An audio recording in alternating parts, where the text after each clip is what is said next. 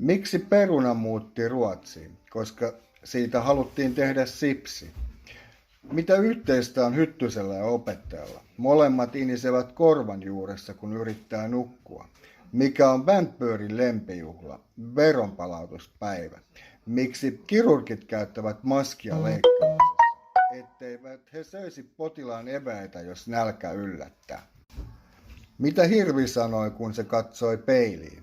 Sarvia ja hampaita, mutta missä on minun kruununi?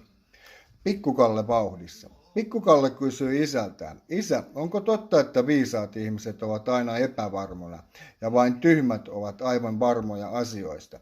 Isä vastasi: Kyllä olen siitä aivan varma. Äiti kysyi Pikkukallelta: Miksi sinulla on herätyskello mukana sängyssä? Kalle vastasi: Haluan herättää nukkuvan onneni. Opettaja sanoi luokalle: Toivottavasti ette tänä vuonna lunttaa kokeissa. Pikkukalle huikkasi takarivistä: Älä huoli opettaja, meillä on jo uudet paremmat menetelmät.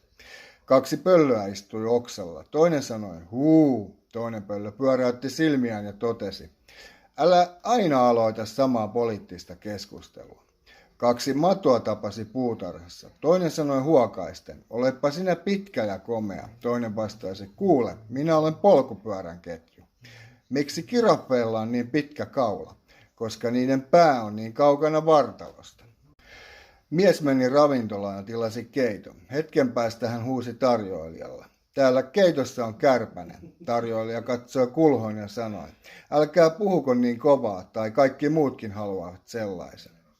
Autokauppias kehui asiakkaalle: Tämä auto on niin turvallinen, että jos ajat kolarin, turvatyyny täyttyy sekunnissa. Asiakas mietti ja kysyi: Entä jos ehdin pelästyä jo puolessa sekunnissa?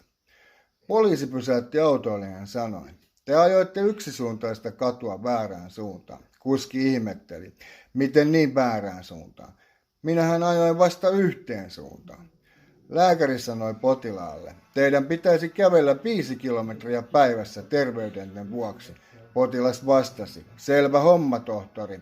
Soitan teille 5 kilometrin päästä, kun haluan kyydin takaisin.